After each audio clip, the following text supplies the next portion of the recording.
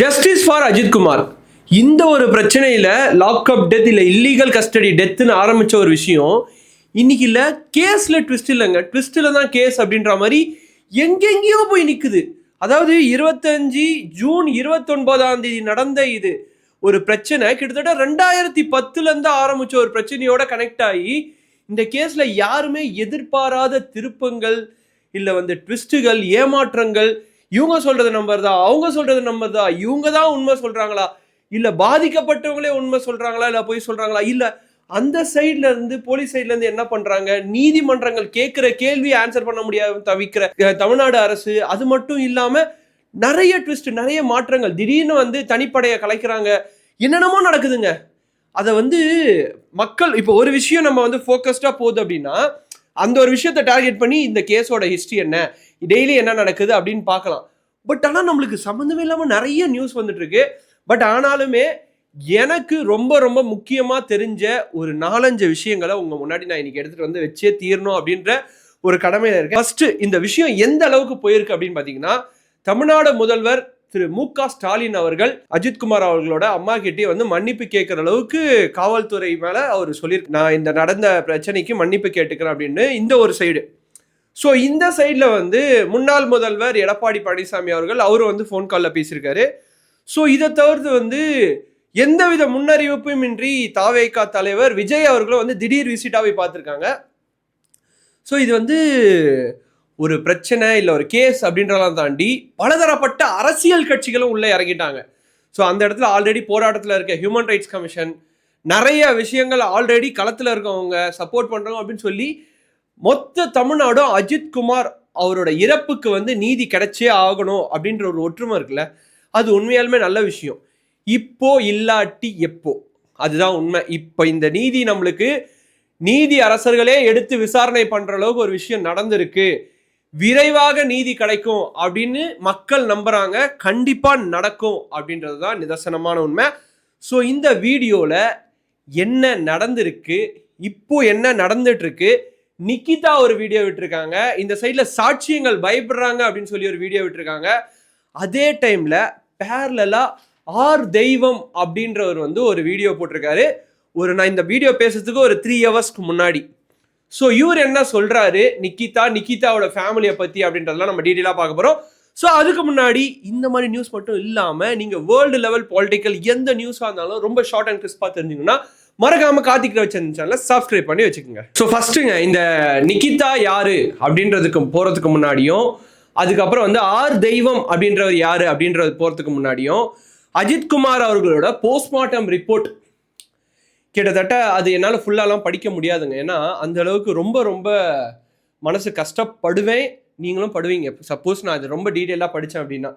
So ஒரு 1-2 இடத்த மட்டும் நான் படிக்கிறேன்.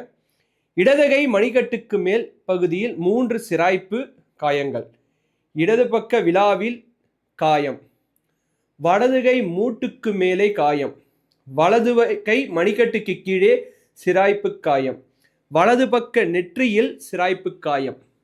ஸோ மணிக்கட்டுனா இது, நெற்றினா இது. ஸோ இதில் மொத்தம் இந்த போஸ்ட்மார்ட்டம் ரிப்போர்ட்டில் 18 இடத்துல பயங்கரமாக அடிபட்டிருக்கு அப்படின்னு சொல்லி ரிப்போர்ட் வந்திருக்கு. இந்த ரிப்போர்ட்டை நிறைய பேர் பார்த்துருப்பீங்க. ஸோ 18 இடங்கள் அஃபிஷியலாக சொல்லியிருக்கிறது. ஸோ உடம்பு பகுதியில் எல்லா இடத்துலையும் அடிபட்டிருக்கு. ஸோ இவருக்கு பைப்பால் அடிச்சிருக்காங்க, மிளகாத்தூளை கண்ணில் தூவியிருக்காங்க, ஒரு தண்ணீரையும் கொடுத்துருக்காங்க அப்படின்றதெல்லாம் ஃபுல்லாக ப்ரூவ் ஆயிடுச்சு. அந்த இடத்துல பைப்லாம் எப்படி சதறி கிடக்குது அப்படின்ற மாதிரிலாம். ஏன்னா இது நான் கேட்கல, நான் சொல்லலை, இல்லை மற்றவங்க பேசலை, நீதிமன்றத்தில் நீதிபதிகள் கேட்குறாங்க. அந்த வீடியோ நீங்கள் பார்த்துக்கலாம், போட்டு வாட்ஸ் ஹேப்பனிங், ரிலவெண்ட்டான ஆன்சர்ஸே சொல்ல மாட்டீங்களா அப்படின்னு சொல்லி நீதிபதி கேட்குற அளவுக்கு இந்த ஒரு லாக்அப் டெத்துக்கு பதிலே இல்லாம தவிக்கிறாங்க. அந்த அளவுக்கு தான் நடந்துட்டு இருக்கு. நீ அஜித்குமார் அவர்களை அடிச்சதை அஜித்குமார் மட்டும் இல்லாம ஒரு 5 பேரை, ஒரு 2-3 பேரை அந்த இடத்துல இருந்தாங்க. சுத்தி காக்கி சட்டை இல்லாம நார்மலா, அதாவது கலர் ட்ரெஸ்ல இருக்க, மஃப்டியில இருக்க போலீஸ் போட்டு அடிக்கிற மாதிரி. ஸோ அந்த வீடியோ வந்த பிறகு இல்லை, எனக்கு லைட்டா ஒரு இருந்தது மனசுல. என்னன்னா, வீடியோ எடுத்தவர் யாரு, எடுத்து ரிலீஸ் பண்ணியிருக்காங்கன்னா அவங்களுக்கு எவ்வளோ தைரியம் இருக்கணும். அது மட்டும் இல்லாமல் இந்த வீடியோ எடுத்து ரிலீஸ் பண்ணவர் மாட்டினார்னா என்ன பண்ணுவாங்க, சாட்சியங்கள் கூட வந்து போலீஸ் ஸ்டேஷனுக்கு போடுற பயப்படுற காலங்கள் வந்துட்டு இருக்கு அப்படின்ற மாதிரி.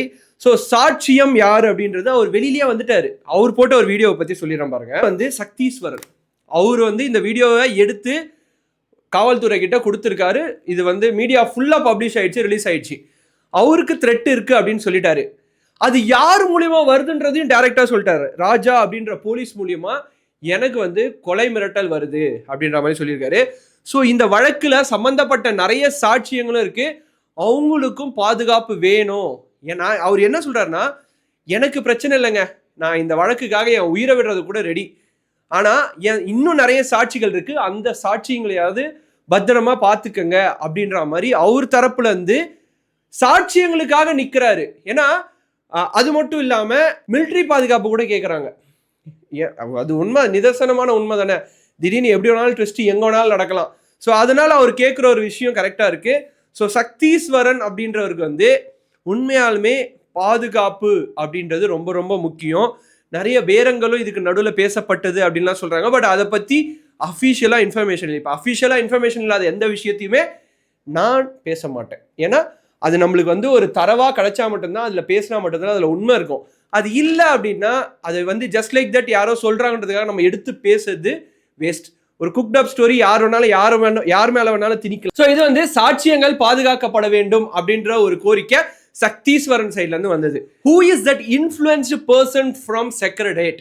யார் அந்த ஒரு மிகப்பெரிய பொறுப்புல இருக்க IAS அதிகாரி தலைமைச் செயலகத்திலிருந்து அந்த நேரத்தில் கால் பண்ணி நிகிதா அவர்களோட நகை காணாம போனதை வந்து போலீஸ் கிட்ட சொல்லி இதை கொஞ்சம் வந்து ஸ்ட்ரிக்டா விசாரிங்கன்னு சொன்னது யாரு? ஸோ இது வந்து ஒரு மிகப்பெரிய கேள்விங்க.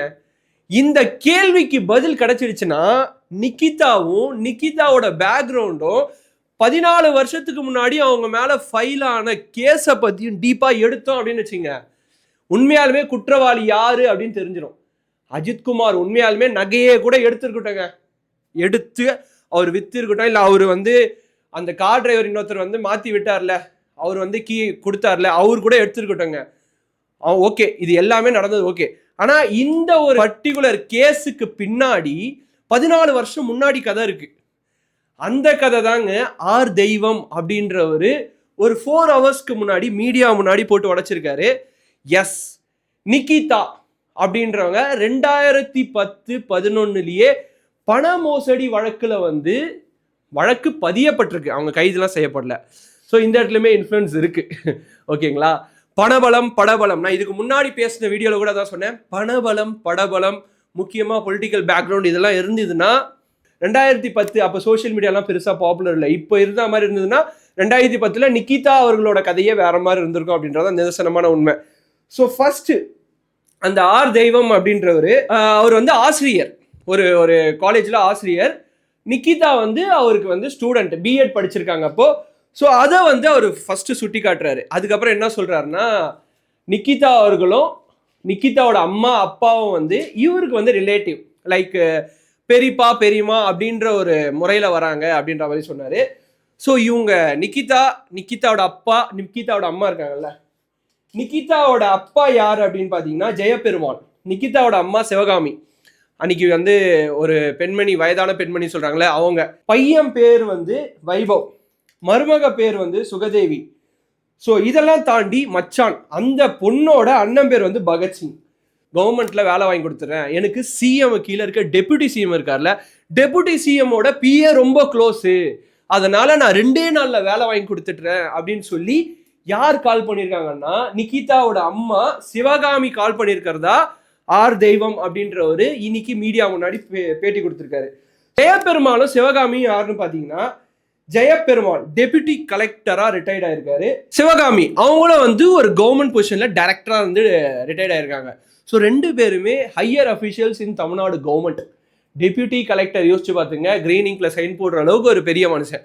இந்த சைடில் வந்து இவங்களும் வந்து சாதாரண ஆள்லாம் கிடையாது. ஸோ அவங்களோட பொண்ணு நிகிதா வந்து லெக்சரரா 2010 பிளேஸ் பண்ணிட்டு இருக்காங்க, ஒரு கவர்மெண்ட் ஆஃபீஸரா, கவர்மெண்ட் லெக்சரரா. ஓகேங்களா? ஸோ அவங்களோட ஒர்க்கும் நல்லா போயிட்டு இருக்கு. இதுக்கு நடுவில் வந்து இந்த இன்ஃப்ளூயன்ஸ் இருக்குதுல்ல, இந்த இன்ஃப்ளூயன்ஸை வச்சு நம்ம வந்து வேலை வாங்கி கொடுக்கலாம் அப்படின்ற மாதிரி யோசிச்சிருக்காங்களா இல்லை உண்மையாலுமே மோசடி பண்ணுறதுக்காக ஏதாவது பண்ணியிருக்காங்களான்னு தெரியல.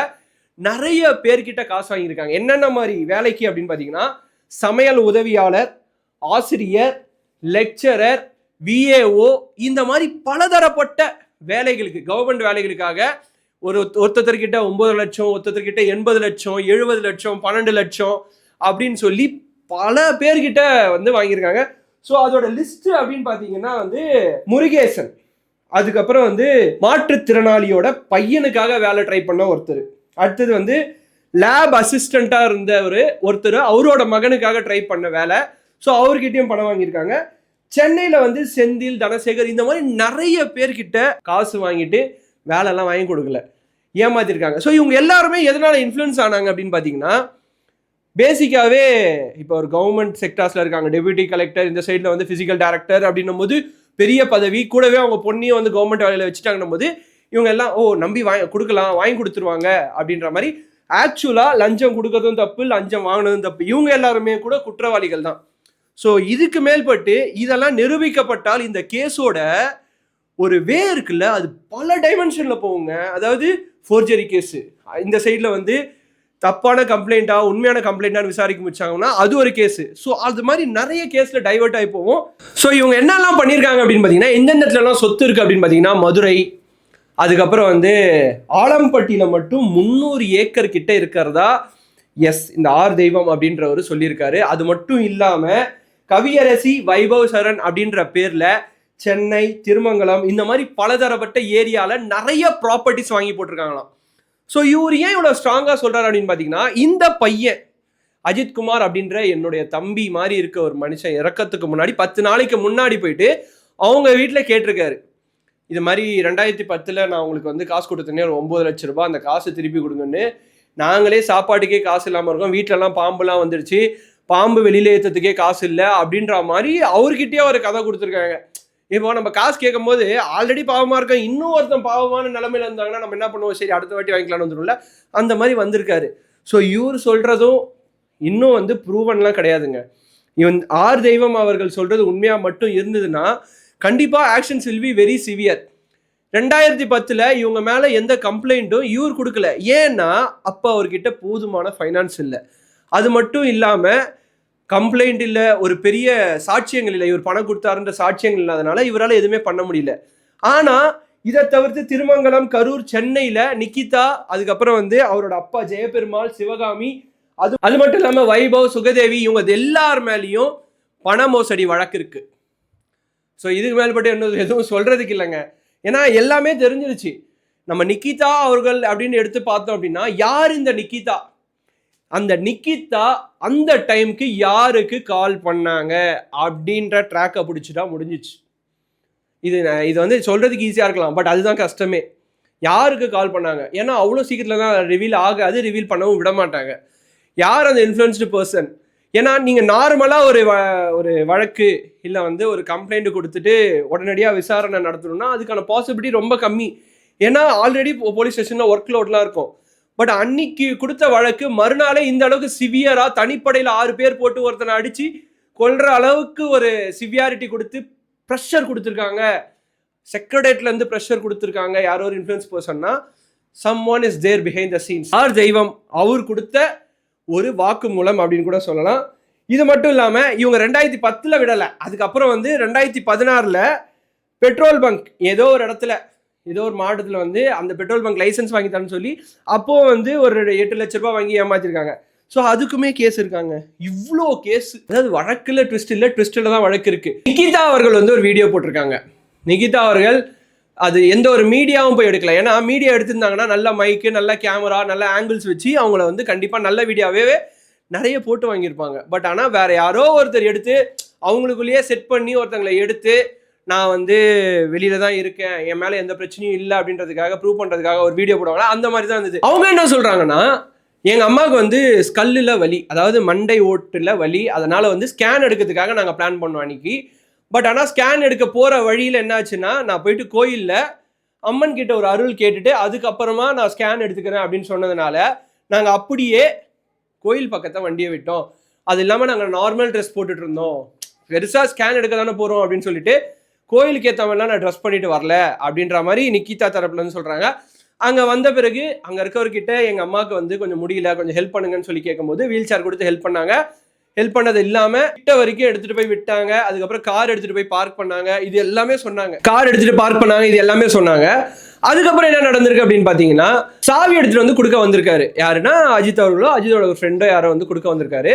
அப்ப அதுக்குள்ள ஒரு 1/2 hour, ஒரு 30 minutes வந்து பழம் பூக்கள்லாம் வாங்கிட்டு கோயிலுக்குள்ள போயிருக்காங்க. 30 நிமிஷமா, ஓகேங்களா, கேட்டுங்க, 30 நிமிஷமா பழம் பூக்கள் எல்லாம் வாங்கிட்டு உள்ள போயிருக்காங்க.